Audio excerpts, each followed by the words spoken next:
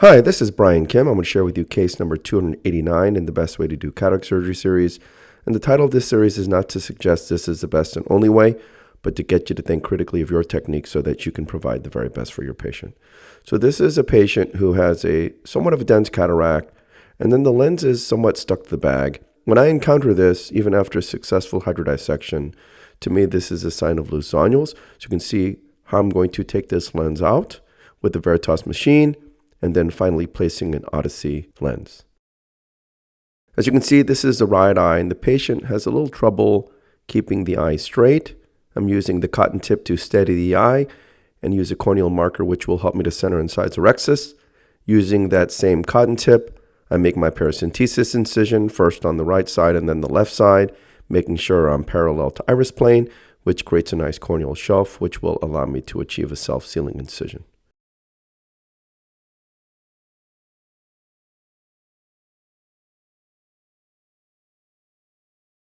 This is intracameral epinephrine, and then some dispersive viscoelastic, the endocoat, to coat the corneal endothelium and to flatten the anterior capsule.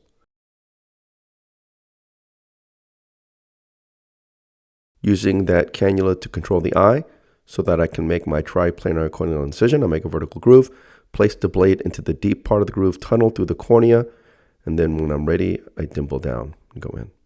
Using that same cannula to control the eye, to minimize the chances of a Bell's phenomenon with the eye rolling up, I'm able to keep it nice and straight. I use the Moria microrhexis forceps. I puncture the center, pull down towards me, grabbing the right side of the tear, I go around circumferentially. Because of the low profiled nature of this forcep, I have minimal OVD egress. I have excellent chamber stability, excellent control of the rhexis, and again, the forceps open nice and wide, and it has great gripping power.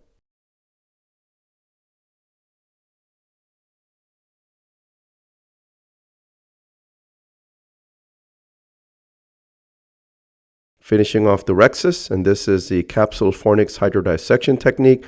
I place the right angle cannula under the rhexis edge contra-incisionally, get a nice wave, lift the lens up a little bit.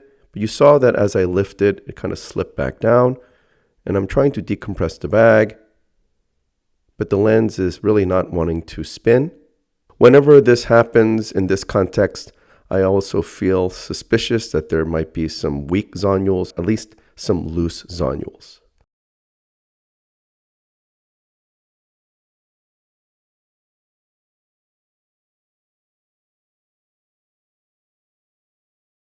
Lift the incision with a chopper, go in with irrigation off to minimize Descemet's trauma.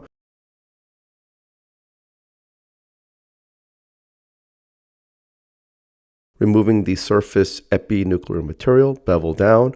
I'm placing the chopper under the rhexis edge contra-incisionally, the phaco tip vertically sub-incisionally, bringing the instruments together, gripping the lens and crushing it and flanking it, and that's the double chop, placing the chopper under the right heminucleus, using the phaco tip as a counter force, as a chopping block, and crushing and dividing the right heminucleus. Lifting the first quadrant up out of the bag with the phaco tip and then crushing it.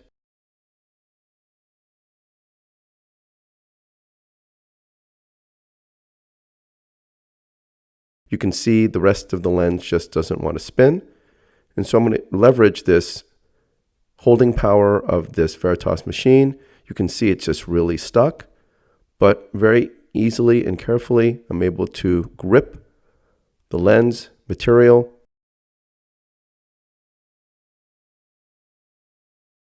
See, I'm trying to spin the lens some more, and I'm not going to go heavy-handed with that maneuver. But I go ahead and hold the left heminucleus with the phaco tip, and it comes right out. Again, this machine has excellent holding and pulling power to get lens pieces up out of the bag, even in situations like this where I'm having trouble to spin the lens.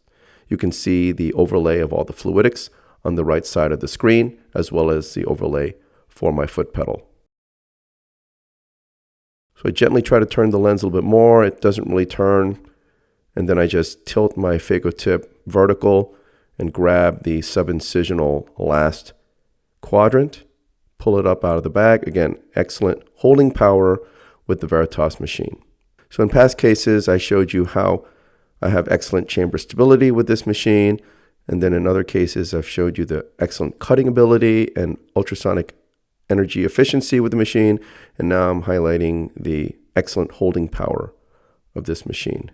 But you can see there's some substance to the lens. And whenever the lens is difficult to spin, in my experience, also that means there's quite a bit of stubborn cortical material.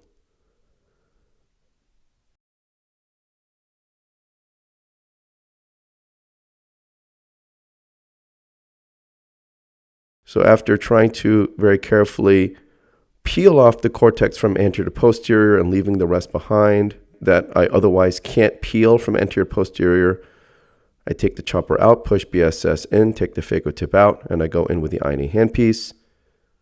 I'm starting on the right side, somewhat subincisional, trying to peel the cortex from anterior to posterior. And with a metal tip, you always want to be careful with the posterior capsule.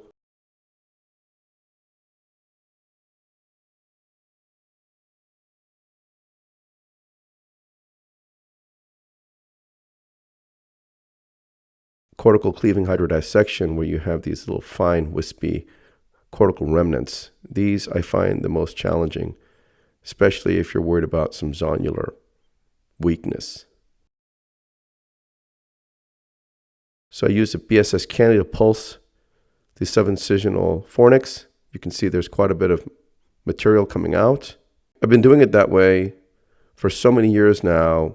I'm very comfortable doing it, but there's always risks as well when you're doing the two-handed technique and placing that cannula deep in the bag. So you have to be careful throughout the entire procedure, of course. Still some stubborn remnants, wisps in the subincisional area that I'm just carefully removing.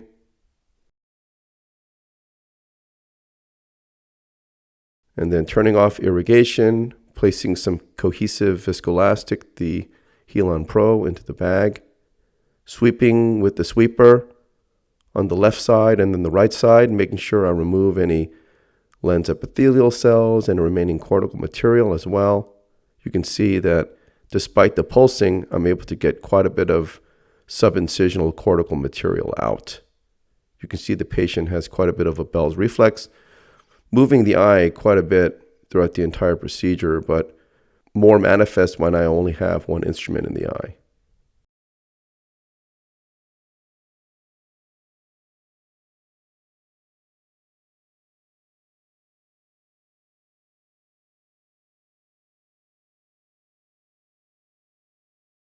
I use that cannula to control the eye, but also to put some more viscoelastic if necessary. I'm placing the Odyssey lens inside the eye. This is the preloaded Odyssey, which is the only way it comes. The leading haptic opens up nicely. Just trying to use the BSS cannula to tuck the trailing haptic. Going with irrigation off, activate irrigation, getting underneath the lens, tilting it and removing the viscoelastic from within the bag, polishing underneath the rexus edge, and I'll remove the viscoelastic from the anterior chamber, and then I'll hydrate my incision. So again, this is a patient with a somewhat of a dense lens, not a terribly dense lens, but there's definitely some substance to it. After I did hydrodissection and I lifted the lens up, I noticed that it just wouldn't spin, which means there's still quite a bit of adhesion between the lens and the bag. And again, just because you get a good hydrodissection wave doesn't mean that the lens will be loose. There's still some adhesions in this case. It could have been compounded by the fact that there may be some zonular laxity as well. Nonetheless, it's not advantageous to forcefully try to rotate the lens and stress the zonules. So in this case, all I did was perform the double chop and the cross chop technique. Again, both techniques allow me to disassemble the lens without the need to spin the lens. So I'm able to fracture the lens into 3 pieces, get the first quadrant out, and then using and leveraging this Veritas machine that has excellent holding power of the lens material with the phaco machine, the phaco handpiece, I'm able to pop the lens pieces up out of the bag using mechanical and manual fracturing forces to crush the lens pieces into smaller pieces. You saw my CDE usage was very low in this case, and this case ended up being rather routine with a clear cornea post-op day 1. Again, leveraging the holding power on this Veritas machine when the lens is stuck and doesn't want to come out of the bag. So I hope this was helpful to you, and I thank you for your attention.